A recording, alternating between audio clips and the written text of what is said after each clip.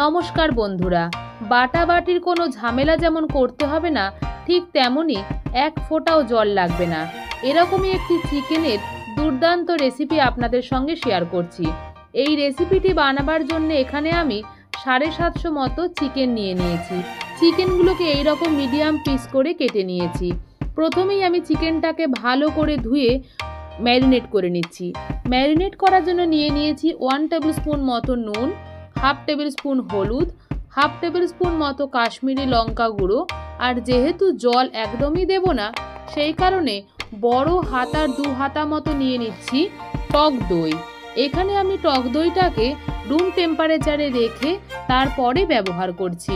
আর 1 table spoon মতো সর্ষের তেলও এখানে অ্যাড করে দিয়েছি। এই সমস্ত কিছু উপকরণকে দিয়ে আধ ঘন্টা মতো ম্যারিনেট করে রেখে দেব। ম্যারিনেশনের পরে সরাসরি চলে যাচ্ছি রান্নার দিকে।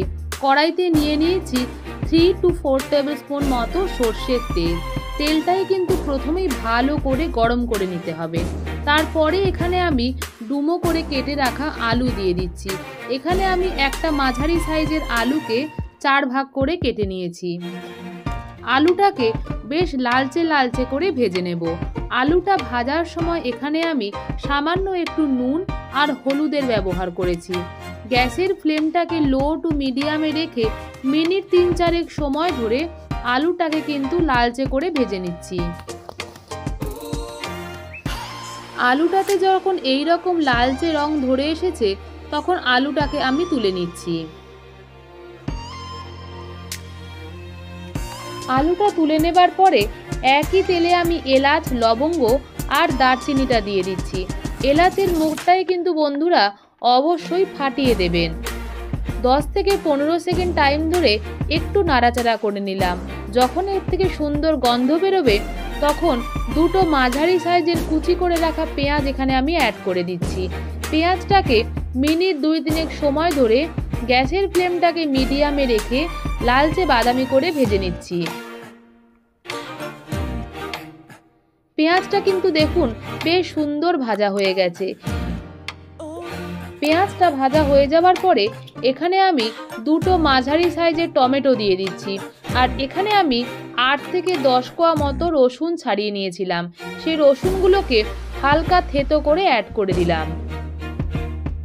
সমস্ত কিছুকে দেবার পরে 2 থেকে 3 মিনিট নাড়াচাড়া করে নেব, যাতে রসুনের কাঁচা গন্ধটাও চলে যায় আর পেঁয়াজটাও কিন্তু বেশ নরম হয়ে আসে।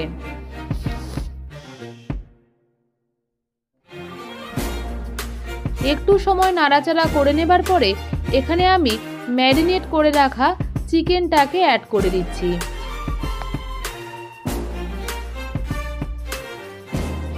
চিকেনটা অ্যাড করে দেবার পরে খুব ভালো মতো কিন্তু নাড়াচাড়া করে নিতে হবে, যাতে চিকেনটা ভালো মতো কষানো হয়ে যায়।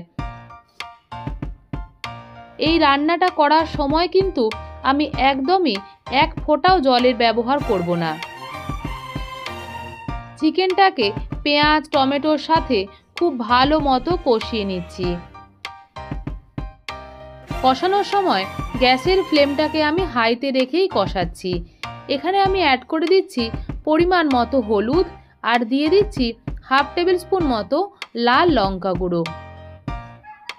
নুনটা অবশ্যই কিন্তু আপনারা বুঝে ব্যবহার করবেন। এই দুটো গুঁড়ো মশলাকে দেবার পরে আবারও একটু নেড়ে চেড়ে দিচ্ছি।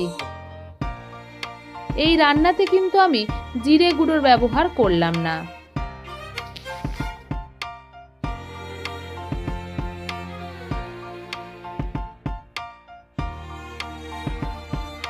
খুব ভালো মতো নাড়াচাড়া করে নেবার পরে আগে থেকে ভেজে রাখা আলুগুলোকে এখানে দিয়ে দিচ্ছি।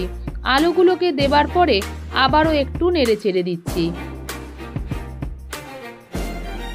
এই পর্যায়ে গ্যাসের ফ্লেমটাকে লোতে করে ঢাকাটা দিয়ে দেব 20 মিনিটের জন্য। মিনিট 20 পরে কড়াইয়ের ঢাকাটা খুলে দিচ্ছি। আমি কিন্তু কোনো জলের ব্যবহার করিনি, তাও দেখুন চিকেন থেকে কতটা জল ছেড়ে এসেছে। যেহেতু দই দেওয়া আছে তাই অনেকটাই জল ছেড়ে গেছে। আলুটা কিন্তু প্রায় 50 থেকে 60% সেদ্ধ হয়ে গেছে। আমি মাংসটাকে সরিয়ে দেখাচ্ছি কতটা জল ছেড়েছে।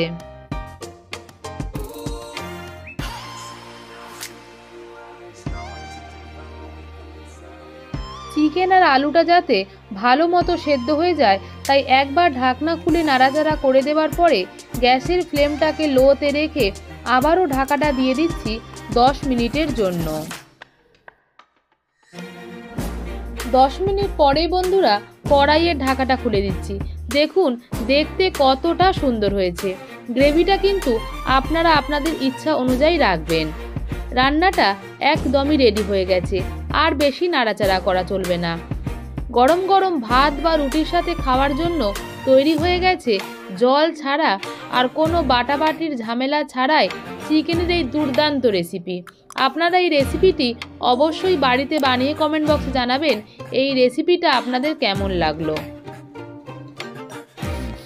আমার এই রেসিপিটি অবশ্যই বাড়িতে বানিয়ে কমেন্ট বক্সে জানাবেন এই রেসিপিটি আপনাদের কেমন লাগলো। এই রেসিপিটি যদি আপনাদের ভালো লেগে থাকে প্লিজ ভিডিওটিকে একটা লাইক করুন, শেয়ার করুন, আর আমার চ্যানেলে নতুন বন্ধু হয়ে থাকলে চ্যানেলটিকে প্লিজ সাবস্ক্রাইব করুন। সাবস্ক্রাইবের জন্যে পাশে থাকা বেল আইকনটা প্রেস করে অল করে দিন, যাতে আমি কোনো রান্নার ভিডিও দিলে সবার প্রথম আপনার কাছে পৌঁছে যায়। ধন্যবাদ। ভালো থাকবেন, সুস্থ থাকবেন। আবারও ফিরে আসবো নতুন কোনো রান্নার রেসিপি নিয়ে।